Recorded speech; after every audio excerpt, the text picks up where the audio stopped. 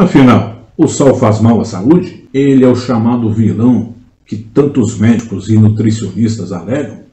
Ou há um certo exagero em classificar esse nutriente? Vamos buscar as respostas para essas e outras perguntas que você vai acompanhar nesse vídeo. É logo depois da vinheta. Se liga aí!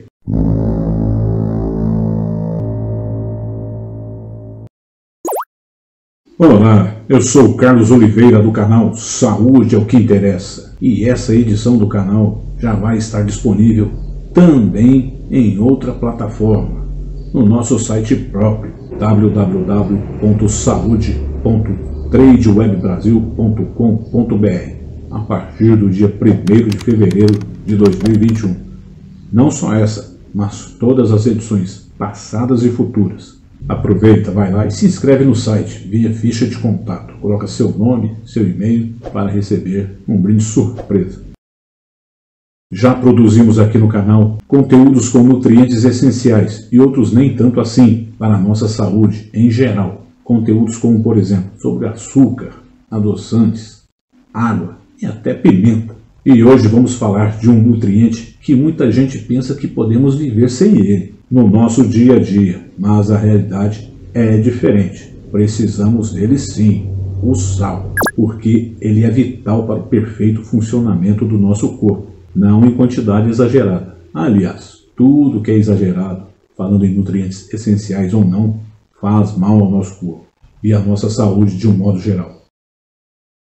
Fomos buscar informações em 3 fontes de especialistas em saúde e conhecedores do assunto, no site do renomado Dr. Drauzio Varela, do também renomado Dr. Vitor Sorrentino e no site Viva a Longevidade.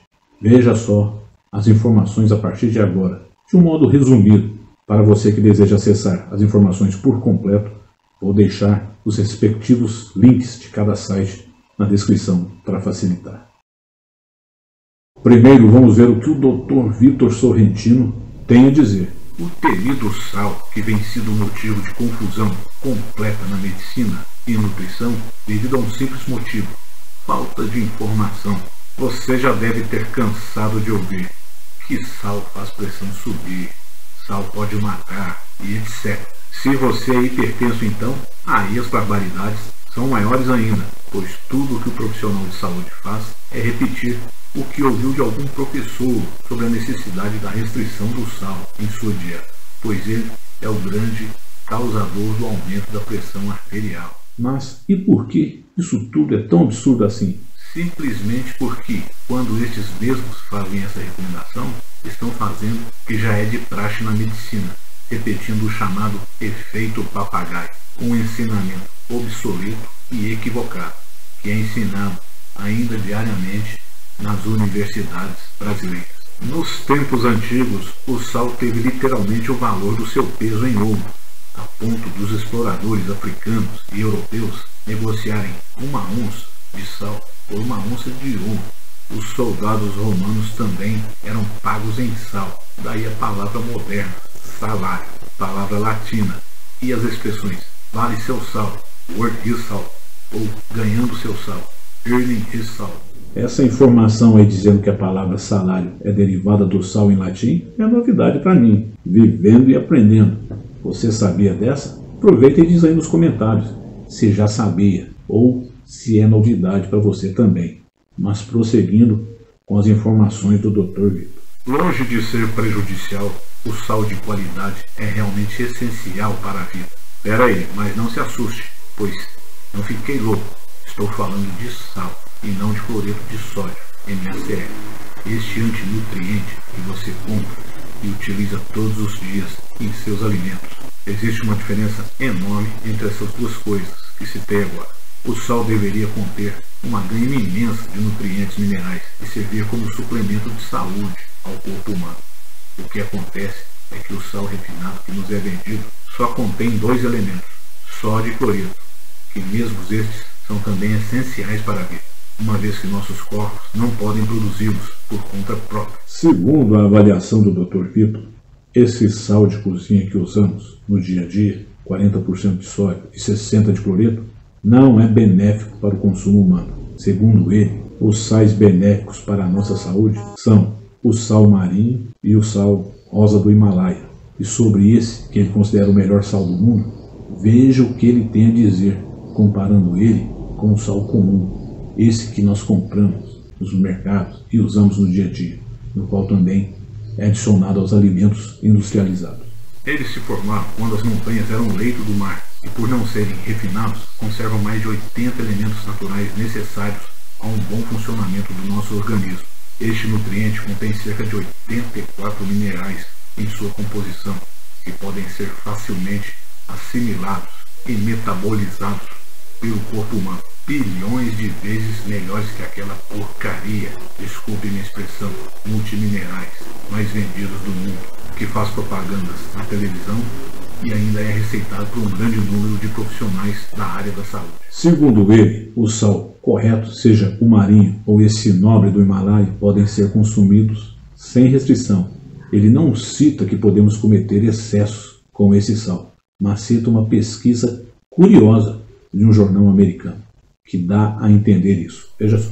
Além disso, uma pesquisa publicada no Jornal da Associação Médica Americana revelou que quanto menos sódio é excretado na urina, maior o risco de morrer de doença cardíaca.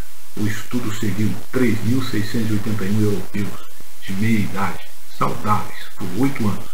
Os participantes foram divididos em 3 grupos: baixo sal, sal moderado e alto consumo de sal.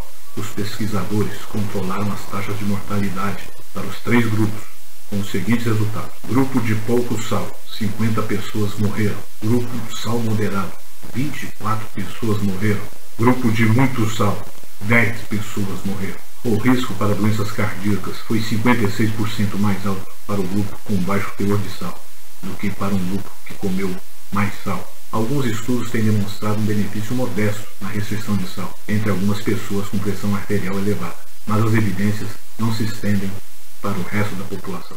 Agora vamos ao trecho do blog Viva a Longevidade, que fala se o sal é vital ou não para a nossa saúde. Acompanhe. Muito ouvimos falar sobre o problema de consumir sal demais. O que poucos sabem, no entanto, é que ingerir um milho insuficiente de sódio também pode fazer mal à saúde. Aponta um artigo publicado no blog da Faculdade de Medicina de Harvard.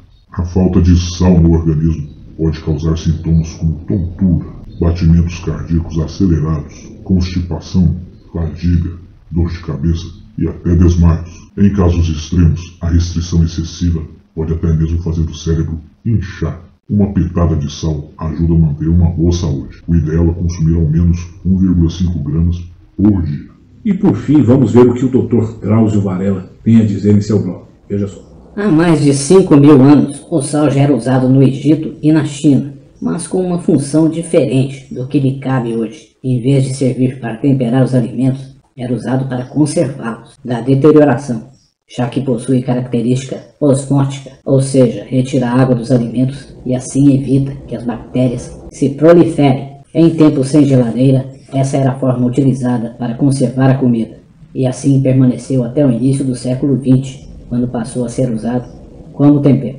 Ironicamente, se antes a função do sal era manter a qualidade dos alimentos e, consequentemente, a saúde das pessoas, hoje ele recebe o título de vilão e integra a lista dos condimentos prejudiciais à saúde. Isso não ocorre à toa. O consumo excessivo de sal aumenta a pressão arterial.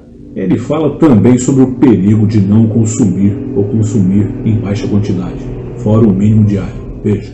Esses males não significam que o sal e cloreto de sódio devam ser eliminados da dieta. Sua ausência também tem consequências ruins. A necessidade diária de sódio para os seres humanos é de 500 miligramas e a ingestão de sal é considerada saudável até o limite de 2 gramas, aproximadamente meia colher de café por dia. O consumo médio do brasileiro, contudo, corresponde ao dobro do recomendado. A indústria de alimentos é responsável por 23,8% do sódio consumido pelos brasileiros, contra 76,2% do sódio que é adicionado no preparo final dos alimentos, de acordo com dados do IBGE. E por fim, ele fala sobre os tipos de sal no mercado nacional e mostra até uma tabela de quantidade de sal por alimento industrializado. Veja. O sal de cozinha é o mais usado no preparo dos alimentos. De acordo com as leis brasileiras, o sal de cozinha deve conter iodo para prevenir o ósseo, crescimento anormal da glândula tireoide. Possui 40% de sódio e 60% de cloro. Porém, é importante não errar na mão na hora de temperar os alimentos. Pelo alto teor de sódio em sua composição, o sal pode contribuir para o aumento da pressão arterial, caso seja consumido em demasia. O ideal é consumir no máximo 2 gramas por dia. É um produto com teor de sódio reduzido, indicado para hipertensos. Possui 30% de sódio e 70% de cloro. Cuidado, como seu sabor é mais suave, deve-se ficar atento para não salgar muito a comida e anular o benefício de possuir menos sódio. Por conta da alta taxa de cloro, também dá a sensação de ardido e é mais recomendado pelos especialistas do que o sal comum. O sal marinho é bastante usado na alimentação funcional. Pode ser moído na hora e misturado com ervas frescas. Como não passa pelo sistema de branqueamento, como o sal de cozinha, ele permanece com aproximadamente 84 elementos, dentre eles iodo, enxofre, bromo, magnésio e cálcio, componentes importantes para o metabolismo e também para ativar a glândula da tireoide. Depois do sal light, é o mais indicado pelos especialistas, pois é rico em minerais. O sal grosso é um produto não refinado, como o próprio nome diz, apresentando na forma que sai da salina. Em culinária, é usado em churrascos, assados de forno e peixes curtidos. Possui 40% de sódio e 60% de cloro. Por ser de forma granulada, geralmente é consumido com mais cautela que o sal refinado, já que pouca quantidade tempera consideravelmente. Deve ser consumido com parcimônia, pois o consumo exagerado pode levar à hipertensão. Um consenso geral entre os 3 sites é que o sal é essencial para a nossa saúde. Sendo esse sal comum que utilizamos, deve ser consumido com moderação. Outro consenso dos doutores Drauzio e Victor é que entre o sal marinho e o sal comum devemos dar a preferência para o sal marinho. E a diferença de preço entre os dois, levando em consideração pela quantidade que consumimos, não onera nosso bolso tanto assim. Se gostou do vídeo, deixe seu like, compartilhe com seus amigos e se inscreva no canal. E não esqueça de ativar o sino para receber as notificações. Muito obrigado pela atenção de vocês, fiquem com Deus e até a semana que vem, pois afinal, saúde é o que interessa.